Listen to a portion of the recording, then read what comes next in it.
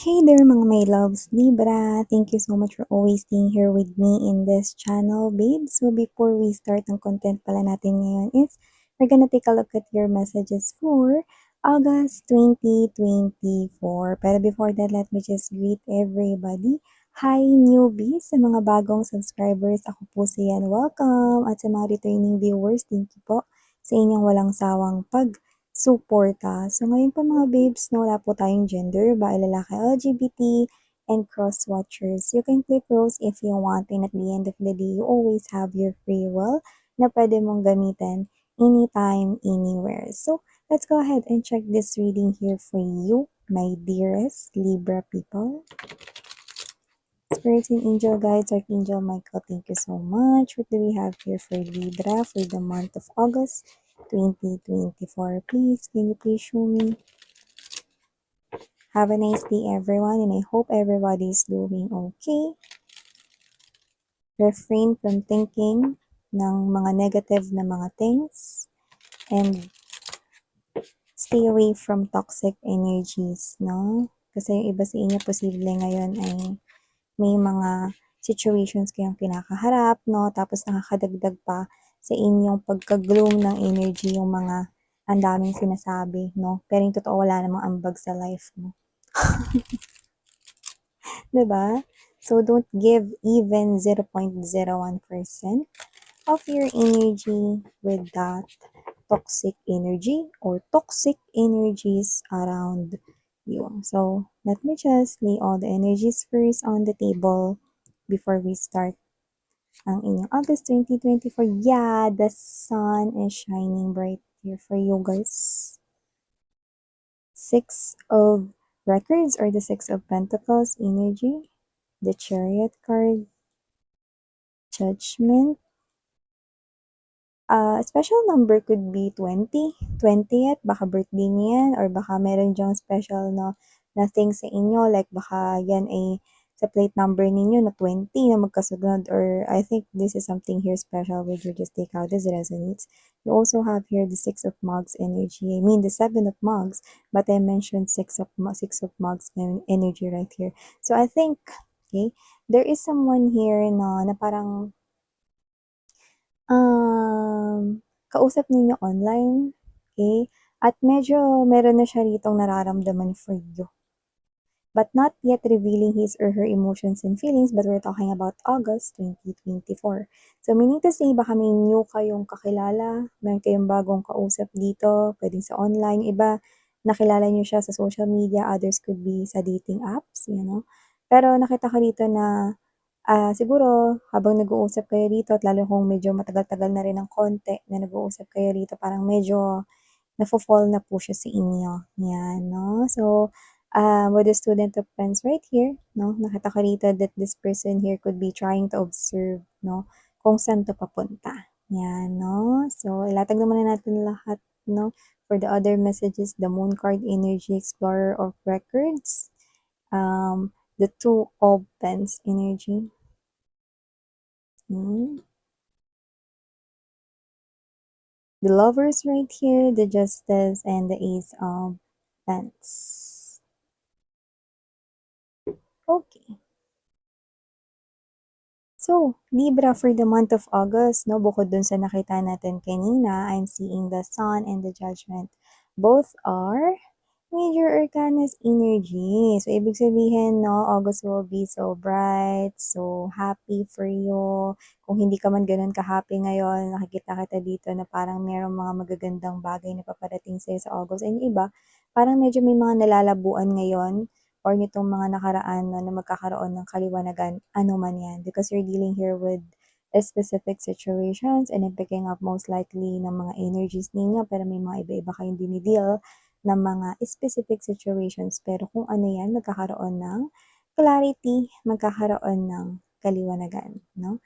So, nakita ko kayo na mas masaya ngayong August.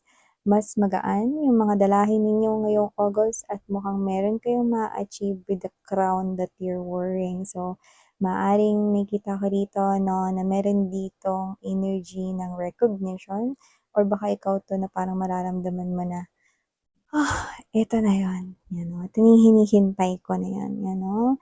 So you could be preparing to receive something big, something huge, might be related to your career, sa inyo, sa iba sa inyo, yung iba about work, negosyo, iba naman baka naman about love life yan 'no, but the corona is yours 'no. So nakikita ko dito that something great will happen, it will make you feel so happy and excited, and why not? I'm seeing you right here, no, thanking a lot of people, and you are so happy to announce it, especially with your loved ones. I'm seeing a very happy you sa August Libra. So, ang ganda nito mga babes, no? Iba nakikita ko rito na parang kayo ito na mag-a-upgrade rito, no, yung kaya mo. Example, kung kaya mo lang bumili nitong mga nakaraan ng mga parang mga accessories, no, na hindi talaga with diamond or hindi talaga, no, yung may karat, no, parang accessories lang na na ano lang, bangles, mga gano'n, no, or yung mga silver, mga ganyan lang 'no. Pero I think August is something here great kasi parang nag-elevate yung kaya mong bilhin. Kumbaga, doesn't have to be na kaya mo ng bumili agad ng bahay or lupa, gano'n 'no. Pero dito na makikita mo na umaangat 'no. Puwedeng sa pinansiyal 'no, kunwari yung binibili mo lang na bag is yung brand na, "Eto puwede na 'to," ganyan. Pero ngayon makakabili ka ng bag na yung brand is alam mo na, yeah, medyo expensive, pero the quality is pinatunayan na ng matagal na maraming taon. May mga matitibay na bags 'no. Hindi ko sinasabing bags lang, binibigyan ko kayo ng ideya kung anong ibig kong sabihin, Libra. So that's great for you guys 'no. Others of you could be eyeing here for investments, you could be, trying to buy here jewelries 'no, alam naman natin na investment din 'yan. So I'm seeing that this is you, something here great, something here 'no, na magpapasaya sa inyo ang paparating ngayong August 'no, at makikita kita ditong nag-a-ascend or nag-a-upgrade, 'yan 'no, may glow up po kayo dito 'no. And aside from that, nakita rin ako dito na yun nga yung mga malalabong bagay na mga na-experience ninyo before, magkakaroon na yan ng kaliwanagan, 'yan. So maliban diyan, ngayong August, Libra, nakita ko yung Six of Records energy dito sa inyo. So, nakita ko na mas magiging sociable ka this August. Mas magiging malapit ka with your colleagues, iba naman with your friends right here, no? And this is you, no, na you're engaging yourself more with your loved ones na alam mong nagiging totoo sa'yo. 'Di ba, surrounding here yourself with your soul tribe also contributes to your well-being, no? For some reason, no, kahit hindi tayo mag-take ng medicine, vitamins, or whatever, no, just with the lots of people na alam nating nagmamahal sa atin ng totoo, nagiging totoo sa atin, no? Mga friends, family that we valued most. Yun yung nakikita ko rito na mas i-engage mo yung sarili mo sa kanila. So I think more bonding times, more spending times with your loved ones, with your community, with your circle of friends, with your soul tribe, yan 'no. So maybe mapag-uusapan yung, "Tara outing, tara gala," yan 'no. Yung iba nakikita ko dito na maaaring mag-usap-usap kayo na, "Ano kaya kung gawin natin na twice a month 'no, siguro okey na yun, kita-kita tayong mga magkakaibigan 'no." Tapos kapagka hindi sumulpot yung isa, utang 'no, may utang siyang 100. Kada hindi susulpot 'no, may penalty. So, may gano'n 'no, pero parang ito ay katuwaan lang naman 'no, pero parang ang pinaka-meaning nun is para magkita-kita kayo 'no, ng mas madalas na kasi because, kasi tas because, ano ba miss yan 'no? Kasi nga, you are trying to feel the happiness in you by surrounding yourselves with your loved ones, and these people make you happy. So, masaya kapag kasama mo sila 'no, para kang nagiging energetic more. So, parang kumbaga sa battery at sa cellphone 'no, sila yung nagcha-charge ka ng energy sa kanila, 'yan 'no, gano'n yung nakukuha ko rito. So, nakikita ko kayo rito na mas nagiging open with your friends 'no, at nakikita ko kayo rito nagiging happy 'no. Medyo maganda talaga yung August ninyo, kaya kung feeling ninyo malungkot kayo ngayon, aba teka, magbabago 'yan 'no. So, yun yung nakikita ko dito, 'yan.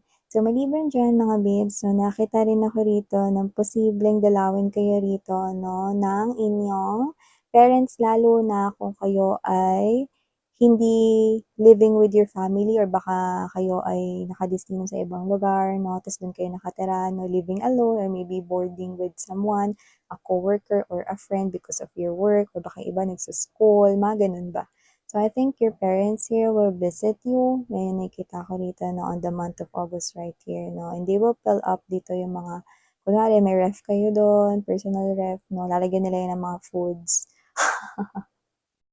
So, ganun naman talaga yung mga parents vibe dito, no? So, nakikita ko dito that your parents here will show up sa August dito, no? And will visit you.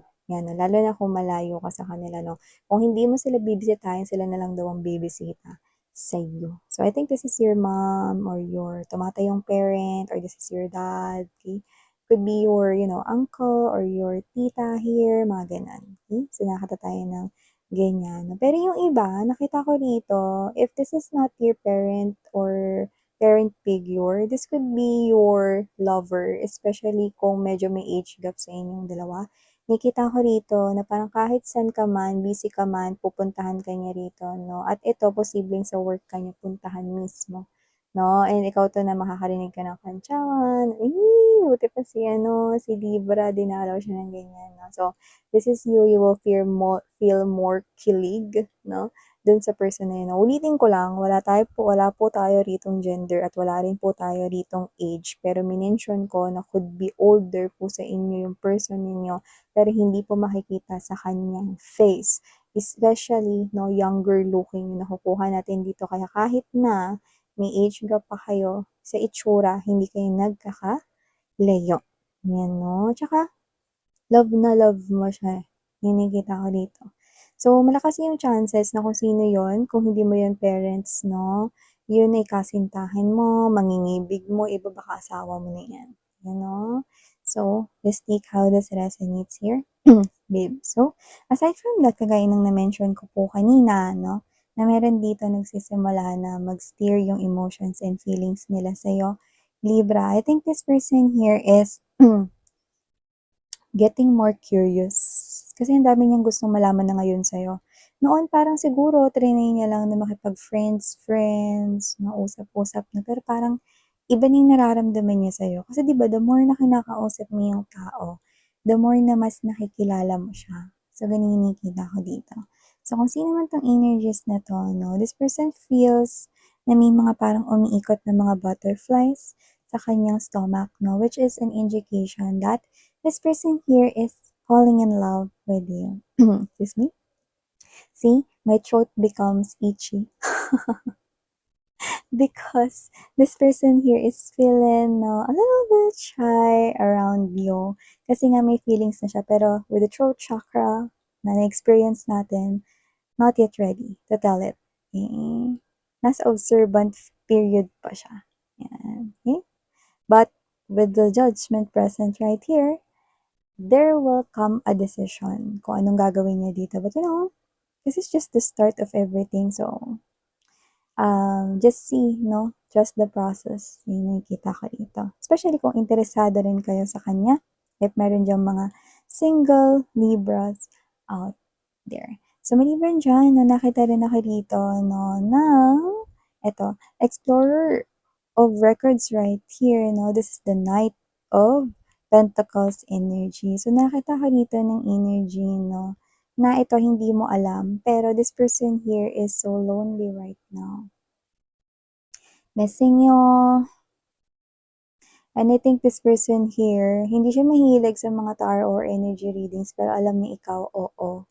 Pero sinusubukan niya na rin na parang tingnan kung makaka-resonate ba siya, 'no? So, parang triny niya na manood minsan kasi alam niya na parang hindi niya naman ikaw makakausap or hindi niya rin naman magagawa na kumontak sa'yo ngayon kasi may hesitation siya dito, may blockage 'no, na parang pinipigilan niya rin yung sarili niya na 'wag kumontak sa'yo, 'no? So, alam niya na naniniwala ka dito sa mga tarot energy reading, so titingnan niya rito kung may tutugma ba sa kanya.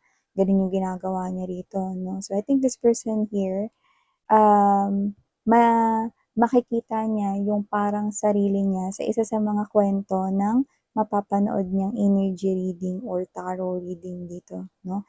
At I think yun yung magtutulak sa kanya rito 'no, na gumawa ng movement, I think this August.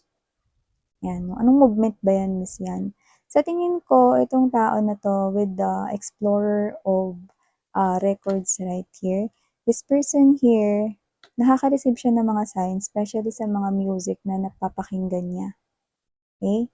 Yung mga bigla na lang niya napapakinggan 'pag sumakay siya ng bus 'no, and then the radio is on, tapos yung song is nakaka-relate siya dun 'no, and this person here, yung mga naririnig niya na mga songs reminds you of him 'no, or reminds him of you, I mean 'no. So nakita ko dito that this person here could be hesitating to contact you, but you know the Two of Pens right here is the sword. So ibig sabihin this person here is really wanting to communicate to you, but I think this person here is trying to gather up the courage to do that 'no. So hindi ko alam 'no, hindi ko naman nakikitang may kasalanan siya sa'yo rito, pero parang hindi pa lang siya handa, you know. I think this is someone here you already know, okey? Like meron kayong pinagsamahan nito. Hindi ko lang makita kung siya yung ex mo or hindi lang naging kayo before, pero nakita ko rito that with the Knight of Pentacles energy, siya yung energy rito na may feelings or emotions para sa'yo. And with the presence of Lovers card energy, posibleng siya yung pangalawang tao rito, no, na lumalabas sa reading mo. So, maaring may options ka rito when it comes to love. Yan, no? So, aside from that, nakita rin ako dito that you could be seeing a lot of number threes. 333 right here, Libra, no? So, nakikita ko rito, no, na your life is about to take its turn para maging balanse na yan, no? Yung iba kasi parang siso kayo ngayon, no? Ups and downs, kasi hindi mo alam kung kailan magiging okay yung lahat, no? Tapos ngayon lang na parang August, dito mo na mararamdaman na parang umaayon na lahat, nagiging favor na sa'yo yung mga pangyayari, no? And you will definitely see people coming towards you na parang lagi ka nilang gustong kausapin, may sasabihin sila sa'yo, no? Your old friends, no, will show up right here, no? And your people na hindi mo rito nakita ng matagal, you will see them once again, no, no matter who they are. Ibig sabihin kasi nun, your life is about to take its turn na maging balanse. Kaya people from the past, people you know, even though they do not hurt you, basta yung mga matagal mo na hindi nakita tas biglang nag-connect sa'yo, no, nakipag-usap sa'yo, no, those are indications that you are in for a new beginning. A lot of people will communicate to you sa August, kaya parang ikaw to na, teka lang, parang ang dami ko ata ngayong mga nakikita, nakakasalamuha ng mga dati kong kaklase, mga ganyan. Eh, parang makakasalubong mo sila sa groceries, sa mall, no, and you will have that little chit-chat, no, and then maybe for others of them, you will chat sa kanila because yeah, sila talaga yung maghahanap sa'yo rito and you will wonder, bakit parang nagsusulputan sila ngayon, 'no? Why is that? Because you are, in the middle of this new beginning here, where your life will change, 'no? And then everything na parang hindi nag-work out sa'yo before will now work out, and August is the start of something na new beginning here, Freya, Libra. So, sabi ko nga sa inyo, the sun right here is okay? Your parang ah, masayang mode, 'no? So, it looks like August will be so happiest month, 'no, para sa'yo, parang gano'n, 'no? So, I think Libra, this is something here that if you wanna do something, then August will be the right month here for you guys. So, don't be afraid to do something lalo na kung alam mo magiging happy ka about it, 'no? Fear is just an illusion, 'no? Dreams, 'no? Yung mga dreams mo ay deserve ng more faith kesa sa mga fears at kinatatakutan mo. So yeah, these are all the messages we've got right here for you, my dear Libra people. Thank you so much, babes, and saranghae, love and light. Muli ako po siya ng inyong psychic medium. Saranghae, love and light. 안녕.